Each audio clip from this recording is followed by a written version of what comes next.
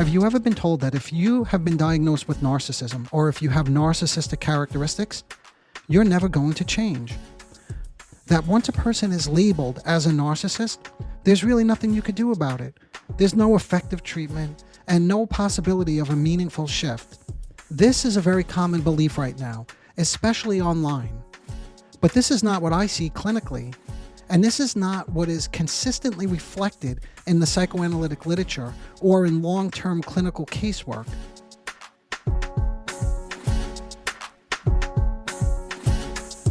Hello everyone, welcome to the Narcissism Decoder. I'm your host, Dr. Anthony Mazzella. Today I want to return to something I haven't focused on directly since I released the mini-series on, and I quote, healing narcissism. I haven't spoken about this topic directly in a while, but it continues to surface in different ways in clinical work and in conversations around narcissism more broadly. The question of whether narcissism can actually change. Instead of talking about this in a theoretical or abstract way, I want to show you something very specific. What change actually looks like in real time, in actual treatment, not dramatic transformation, not insight alone, learning about your history or your relationship with your covert narcissistic mother. That's not what does it. Although that's helpful, of course, but that's not what immediately leads to change. It's the subtle internal shifts that begin to reorganize a personality structure over time. And I'll start with a prototypical example from a treatment that I've been working with.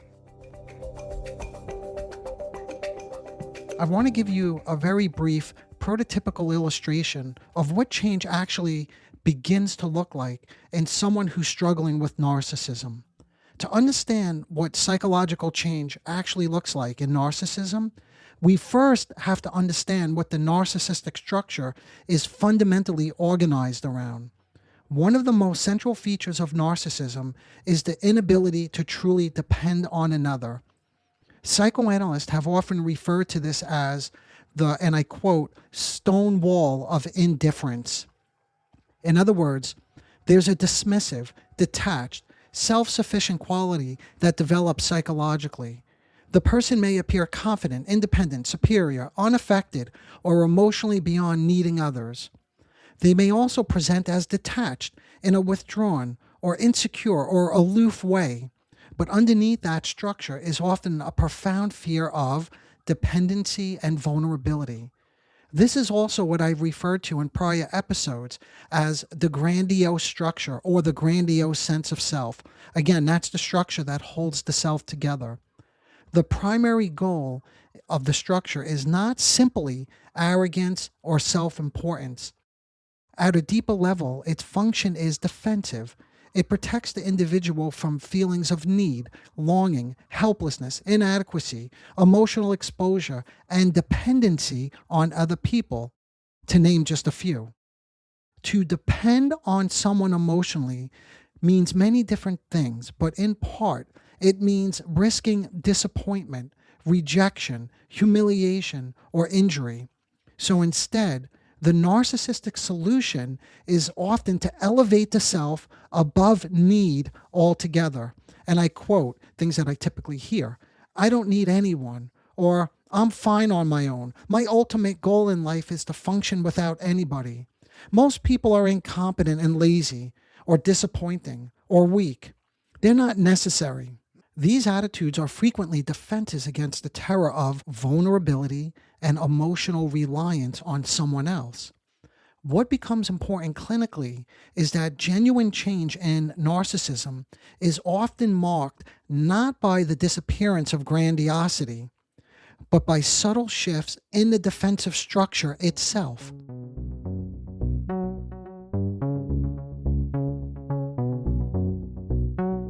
I want to illustrate how the narcissistically oriented person slowly becomes more capable of tolerating need, emotional dependency, vulnerability, and genuine reliance on another person without experiencing it as humiliating. And yes, of course, these are all the things that social media will tell you are impossible once you've been labeled a narcissist.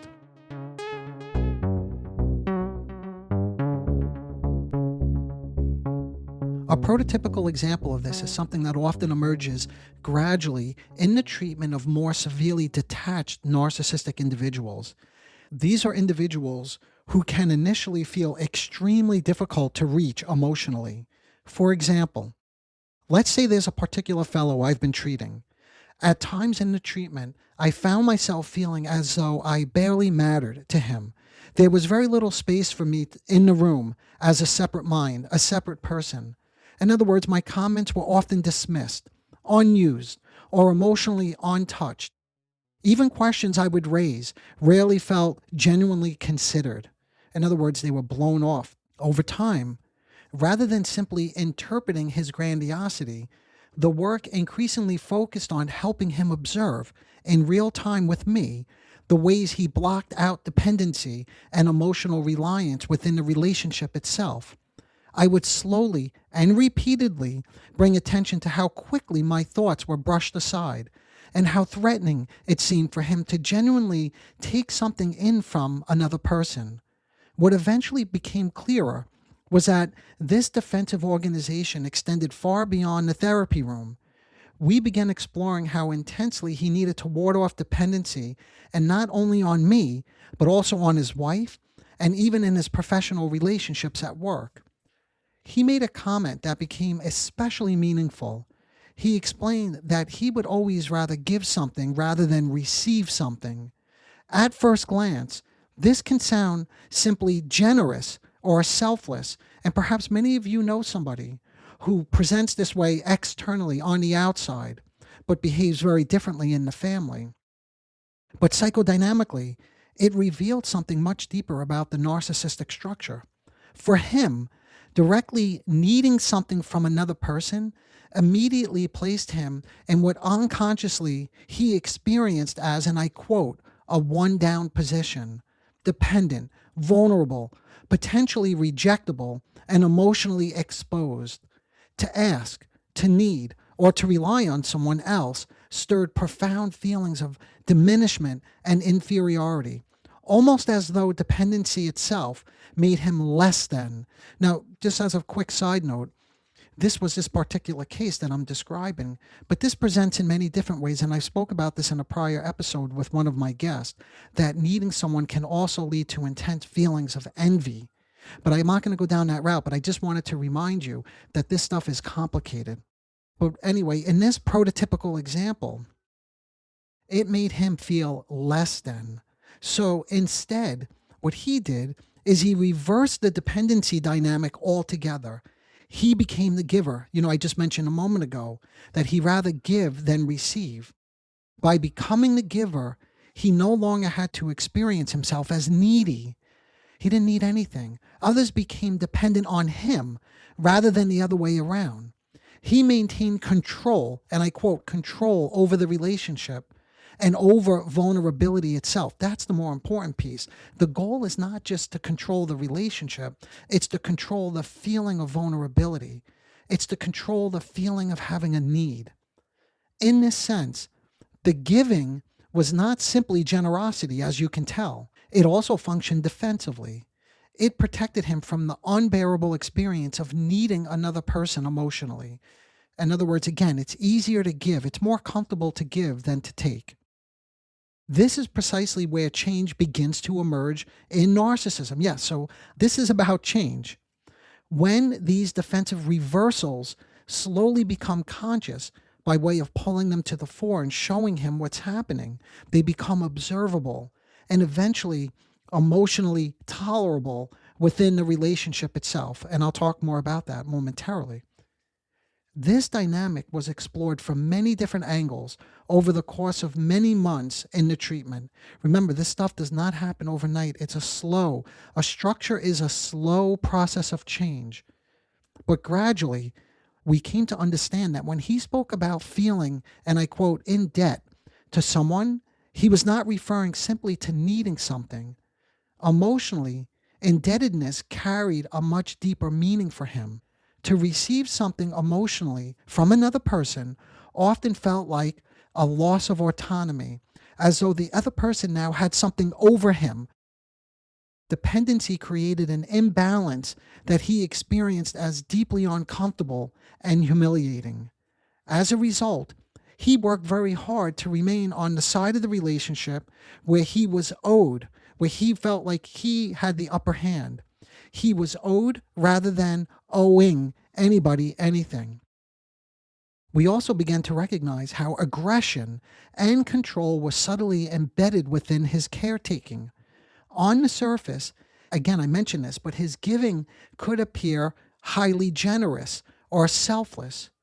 But unconsciously, it also allowed him to maintain the upper hand by positioning others as dependent on him, below him. He could create obligation, preserve control within himself, his emotions, and in the relationship, and avoid the far more threatening experience of needing something from somebody else. Of course, we can continue unpacking this dynamic from many different angles. I alluded to that a moment ago. The grandiose structure is extraordinarily complex. You've heard me talk about psychic retreats in prior episodes. That's part of this as well. And it rarely organizes itself around just one defense alone. And you may have heard me mention this too. It's a family of defenses. In treatment, these patterns often need to be approached repeatedly and from multiple perspectives, from multiple different angles, before they can gradually become emotionally understood rather than simply intellectualized. Remember, I mentioned again earlier, insight about your family origins doesn't necessarily lead to change. Oftentimes it doesn't. But this is the stuff that leads to change. Repeatedly, multiple different perspectives, multiple angles, slowly over time, experiencing this in the room, in his relationships. Time will not allow us to go into the details of his early upbringing, but in short, we came to understand that his needs as a child were often minimized, overlooked, or experienced as, and I quote, stupid and immature. Yes, these were actual names that he was called when he would try to separate himself from the family, or when he would express a need. His needs were stupid or immature.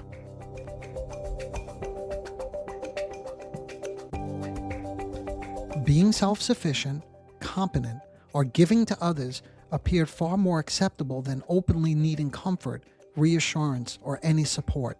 In many ways, dependence became associated with vulnerability, humiliation, or loss of inner control. This is also where we begin to understand something about what had been operating internally, namely the role of, and I quote, splitting to maintain this particular organization of the self. Let me elaborate on that point, but let me be brief about it. Up until now, his internal world had been largely organized around an ideal of absolute autonomy, needing nobody. That was the goal in life, which required a kind of division between two very different self states that could not easily coexist. On the one side, there was an idealized self-representation. That's a representation of himself, completely independent, invulnerable, self-sufficient, needing no one. And by the way, that's the wall, the stone wall of indifference. On the other side, there was ordinary human dependency needs. Of course there are. They're always there. But they were experienced as threatening, shameful, or destabilizing. So rather than these states being integrated, they were kept apart. The moment, if I could say, quoted as the real self, the genuine self, the self that has needs, human needs, as soon as that began to emerge in treatment, most clearly in an experience where he expressed appreciation and reliance on me. So he came to say that he appreciated me and the work that we've been doing. It was immediately met with a kind of internal attack. This means I'm deficient. So he attacks himself to get rid of the need. And this is precisely why the moment of appreciation was so significant. It did not just reflect gratitude. It reflected a temporary reduction in this splitting, the ideal self and the needy self. Remember, that was what was split and kept separate, and that's what needs to be integrated for healing to take place. So this moment of him expressing gratitude reflected a temporary reduction in splitting. And yes, I'm highlighting this because this is how narcissism changes. This is the stuff that leads to healing. It's small, but meaningful. It's a meaningful movement toward integration, a fuller sense of self and others, a deeper appreciation of me, for example. For the first time, these previously separated self states were beginning to coexist in the same psychic space. He could recognize the usefulness of another person without immediately turning it into a devaluation or self attack. As we work through this, that is, remember I said, this stuff doesn't happen overnight. We had to work through his appreciation of me. In other words, what was happening was dependency on me was no longer entirely exiled or split off. This is a crucial point in the treatment of more entrenched narcissistic organizations. Change is not simply insight. It is this gradual capacity for previously split off experiences, split off dependency needs, vulnerability, to begin to be held together without him collapsing, without him overly criticizing himself.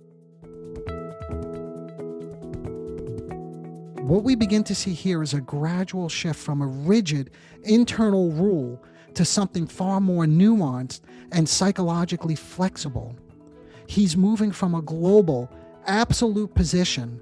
If I need someone, I will be humiliated. You see, that was the stuckness in his belief system.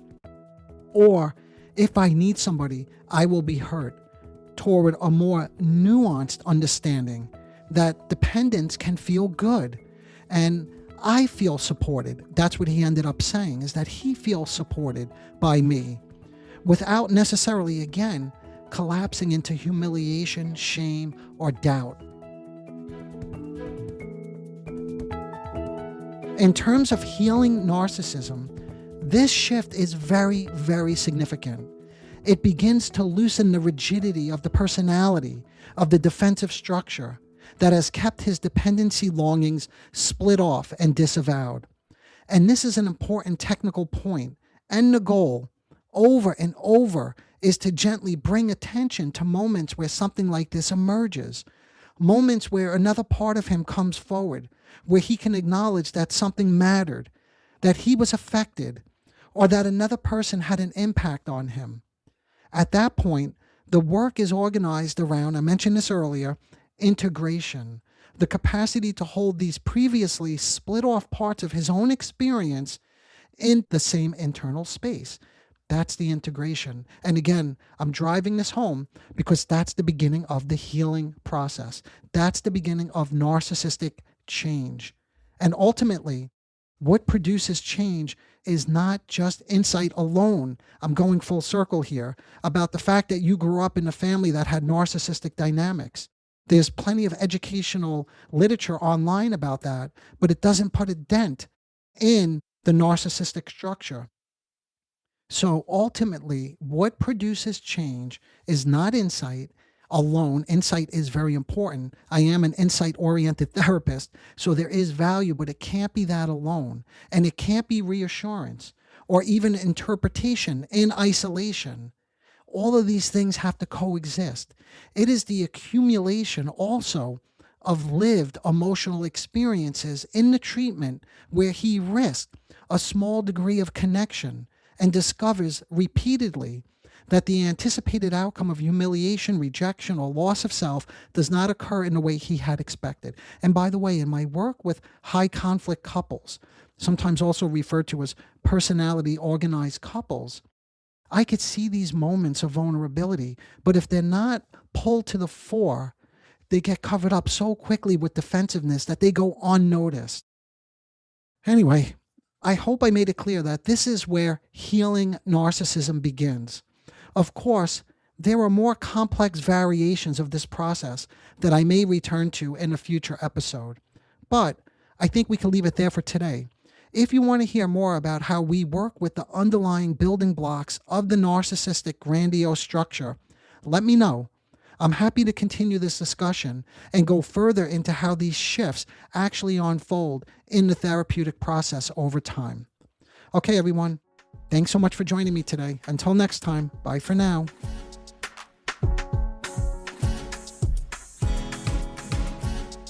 Disclaimer alert. The Narcissism Decoder podcast is provided for general information purposes only. The content presented in this podcast is not intended to diagnose, treat, or cure any psychological condition related to narcissism. The content on this podcast should not be considered a substitute for professional medical advice, diagnosis, or treatment. For specific advice pertaining to narcissism or any other psychological condition, you could reach me directly. I am an experienced mental health practitioner who is always taking on new patients.